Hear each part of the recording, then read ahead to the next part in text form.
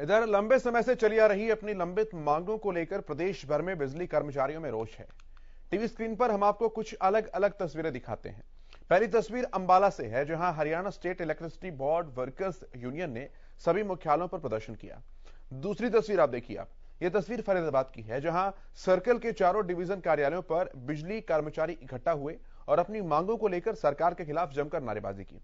इस दौरान उन्होंने सरकार को चेतावनी देते हुए कहा कि अगर सरकार ने उनकी मांगें नहीं मानी तो 22 फरवरी को प्रदेश व्यापी और फिर 23 और 24 फरवरी को राष्ट्रव्यापी हड़ताल की जाएगी।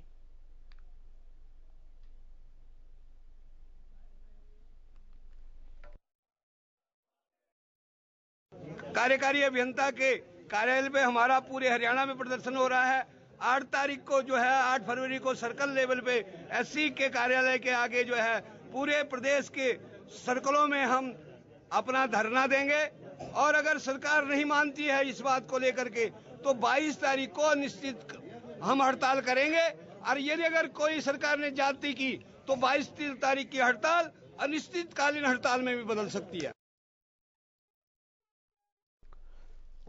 संवाददाता जयप्रकाश भाटी हमारे साथ जुड़े हैं। जयप्रकाश से बात करते हैं और अधिक जानकारियां लेते हैं। जयप्रकाश, जिस तरह से लगातार मांगे की जा रही है, जोखिम भत्ता लागू करने की, एग्रेशिया पॉलिसी बिना शर्त के लागू करने की, समान काम समान वेतन की और भी तमाम सारी मांगे हैं, कहां तक पहुंची है?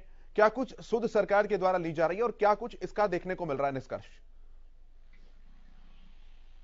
जी केशव जी, जैसा मैं आपको बता दूं, जो बिजली कर्मचारी है इनकी मांग है काफी लंबे समय से चलती आ रही है, जिसको लेकर के ये आए दिन जो धरने के ऊपर बैठे रहते हैं, जिसको लेकर के जी आज जो सब डिवीजन है इनके चारों, उन पर इन्होंने प्रदर्शन किया है। सरकार के खिलाफ जमकर के वो जो नारेबाजी की है, सरकार को साफ संदेश इन्होंने दिए हैं कि जो इनकी मांगे हैं वो कहीं ना कहीं जल्द से जल्द इनकी पूरी कर दी जाए। अगर इनकी मांगे हैं जो सरकार इन्हें पूरी नहीं करती है तो आने वाली 22 फरवरी को निश्चित काल से ये अपना जो कार्य है वो पूरी तरीके से बंद कर दे।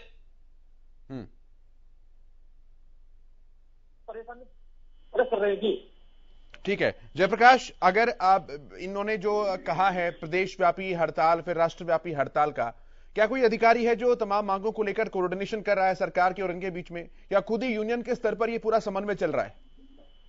देखिए, इनके यूनियन के जो प्रधान है देशराज जी, उनकी तरफ से जो प्रदर्शन है वो काफी लंबे समय से चलता आ रहा है। कहीं ना कहीं जो इनके यूनियन के प्रधान है और जो कर्मचारी हैं वो सब लोग इकट्ठे होकर के सरकार के खिलाफ नारेबाजी कर रहे हैं।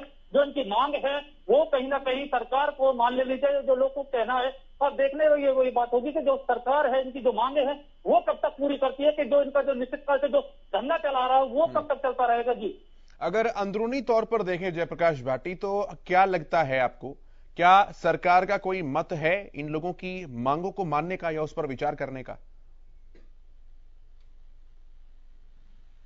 देखिए, जिस तरीके से इनका जो धरना है वो काफी लंबे समय से चलता आ रहा है, जो इनकी मांगे हैं उनको लेकर के ये धरने पे बैठे हुए। अगर सरकार को इनकी जो मांगे हैं अगर माननी होती तो अब तक वो मान लेते, लेकिन ये लोग भी इसी आस में बैठे हुए हैं कि सरकार कहीं ना कहीं इनकी जो मांगे हैं कहीं मान ले और जो इनका धरना है वो खत्म हो जाएगा, जिसकी आस में ये लोग लगाए बैठे हुए हैं। जी, इसका मतलब तो फिर राष्ट्रव्यापी हड़ताल की जो बात कही जा रही है वहां तक बात पहुंचती हुई दिख रही है जयप्रकाश?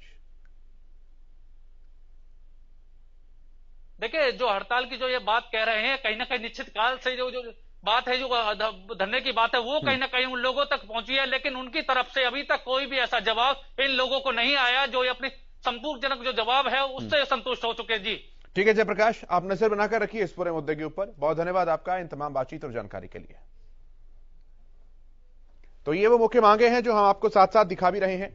इसमें समान काम समान वेतन को लागू करने की बात है, इसके अलावा कैशलेस मेडिकल सुविधा को लागू करने की बात भी इसके अंदर है, और ये जो और मांग कर रहे हैं सरकार से उसमें ऑनलाइन ट्रांसफर पॉलिसी को रद्द करने की मांग है। इनका कहना है कि ट्रांसफर वगैरह जो है ऑफलाइन होने चाहिए, ऑनलाइन कुछ नहीं।